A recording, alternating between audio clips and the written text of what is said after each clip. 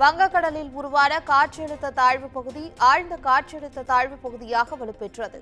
இன்று தமிழகம் இலங்கை கடற்பகுதியை நோக்கி நகரக்கூடும் என்று வானிலை ஆய்வு மையம் கணிப்பு.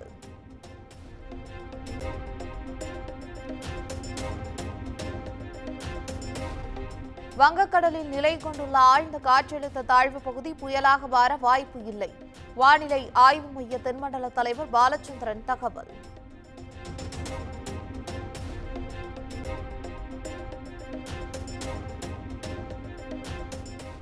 கடலூர், மயிலாடுதுறை, நாகை, தஞ்சை, புதுக்கோட்டை, திருவாரூர் ஆகிய 6 மாவட்டங்களில் இன்று மிக கனமழைக்கு வாய்ப்பு. சென்னை, திருவள்ளூர், காஞ்சிபுரம் உள்ளிட்ட 11 மாவட்டங்களிலும் கனமழை பெய்யும் என வானிலை ஆய்வு மையம் எச்சரிக்கை.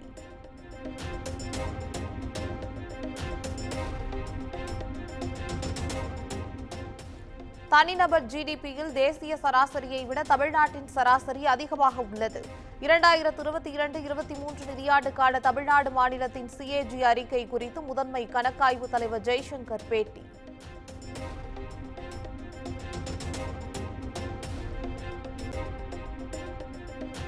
ஆயிரம் பொய்களை கூறினாலும் திராவிட மாடல் நல்லாட்சி மீது சிறு கீறல் கூட விழ வைக்க முடியாது. எதிர்க்கட்சித் தலைவர் எடப்பாடி பழனிசாமிக்கு அமைச்சர் ரகுபதி கண்டனம்.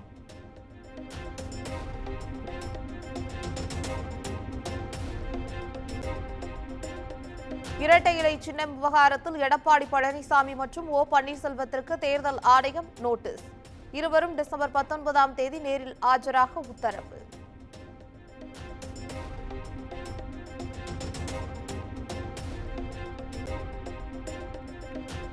இன்று டெல்லி செல்கிறார் பாஜக மாநில தலைவர் அண்ணாமலை.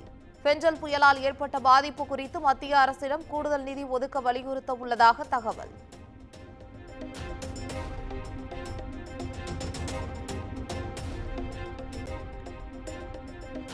கோவில்பட்டியில் மர்மமான முறையில் உயிரிழந்த சிறுவனின் உடல் நல்லடக்கம்.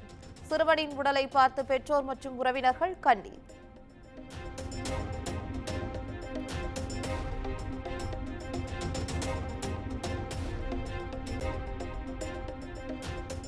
திருப்பூர் மாவட்டம் அவிநாசியில் கல்லூரி தோழிகள் 2 பேர் ஒரே சமயத்தில் தூக்கிட்டு தற்கொலை. சம்பவம் தொடர்பாக போலீசார் தீவிர விசாரணை.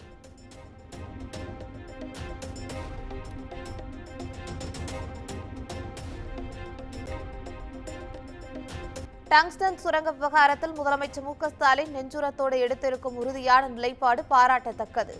மக்கள் நீதி மய்ய கட்சித் தலைவர் கமல்ஹாசன் எக்ஸ் வலைதளத்தில் பதிவு.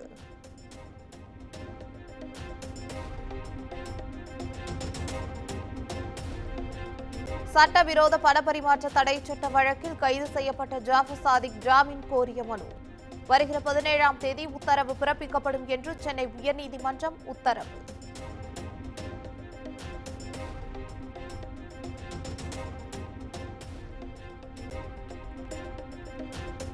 ஓசூரில் சாலை விபத்தில் உயிரிழந்த ஒடிசாவைச் சேர்ந்தவரின் குடும்பத்திற்கு 1,12 லட்சம் ரூபாய் இழப்பீடு. HDFC இன்சூரன்ஸ் நிறுவனத்துக்கு சென்னை மோட்டார் வாகன விபத்து இழப்பீட்டு தீர்ப்பாயம் உத்தரவு.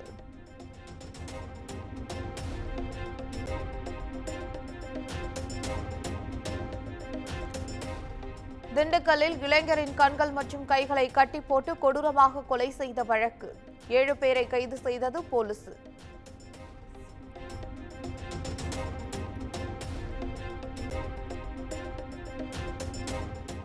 வாலாஜாபேட்டை அருகே டெங்கு காய்ச்சலால் பாதிக்கப்பட்ட மாணவன் உயிரிழப்பு. தங்கள் பகுதிகள் டெங்கு தடுப்பு நடவடிக்கைகளை மேற்கொள்ள வேண்டும் என்று பொதுமக்கள் அறிவுறுத்தல்.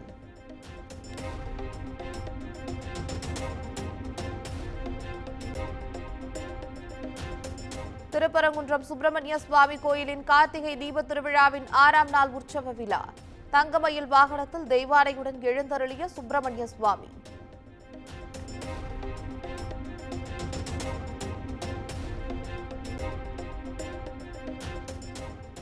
போலீசாரின் தடையை மீறி திருப்பரங்குன்றம் மலை உச்சியில் கார்த்திகை தீபம் ஏற்ற முயற்சி. இந்து முன்னணியர் 300க்கும் மேற்பட்டோர் கைது.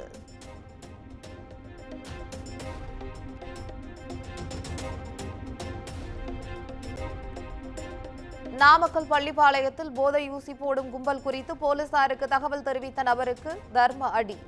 படுகாயங்களுடன் இளைஞர் மருத்துவமனையில் அனுமதி.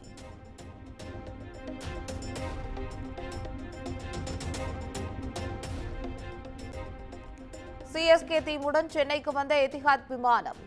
வாட்டர் சல்யூட் கொடுத்த விமான நிலைய நிர்வாகம்.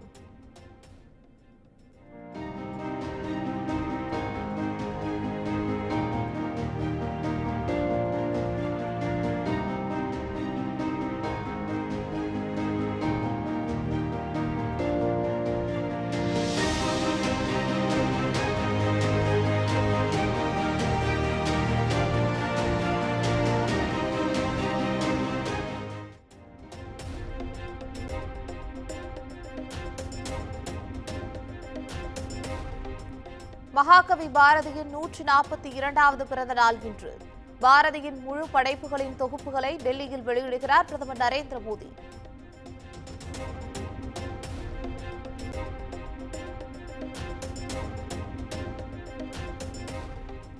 ரிசர்வ் வங்கியின் ஆளுநராக சஞ்சய் மல்ஹோத்ரா இன்று பதவியேற்பு. தற்போதைய ஆளுநரான சக்திகாந்த தாஸ் பதவிக்காலம் நேற்றுடன் நிறைவு.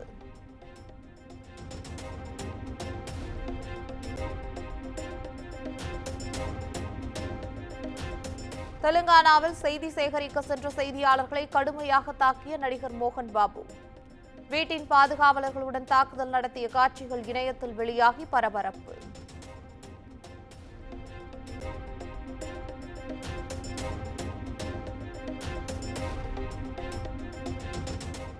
ராஜஸ்தான் மாநிலம் தௌசா பகுதியில் 150 அடி ஆழ்துளை கிணற்றில் விழுந்த 5 வயது சிறுவன். 2 நாட்களாக சிறுவனை மீட்கும் பணி தீவிரம்.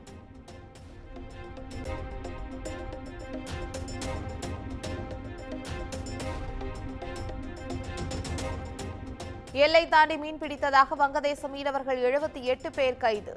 2 படகுகளையும் பறிமுதல் செய்து இந்திய கடலோர காவல்படை நடவடிக்கை.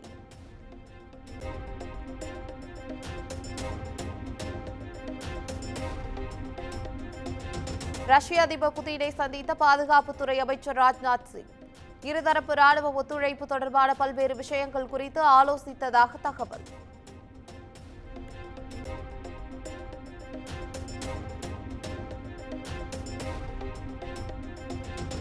சிரியாவின் புதிய ஆட்சியில் ஈரானை நிலைநிறுத்த அனுமதித்தால் தக்க பதிலடி கொடுக்கப்படும்.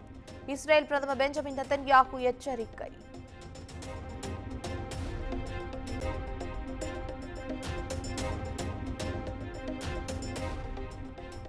சிரியாவில் இருந்து 75 இந்தியர்கள் பாதுகாப்பாக மீட்பு. வெளியுறவுத்துறை அமைச்சகம் தகவல்.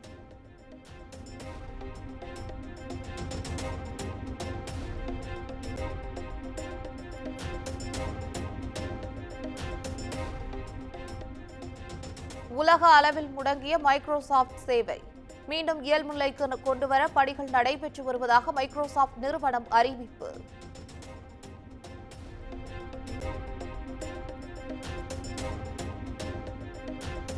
கடவுளே அஜித்தே என்ற கோஷம் தன்னை கவலையடைய செய்கிறது.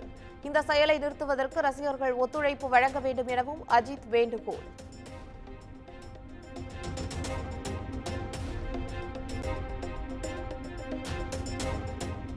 சுகுமார் இயக்கத்தில் அல்லு அர்ஜுன், ஃபஹத் ஃபாசில், ராஷ்மிகா மந்தனா நடித்த புஷ்பா 2 திரைப்படம் 5 நாட்களில் 922 கோடி ரூபாய் வசூலித்ததாக படக்குழு அறிவிப்பு.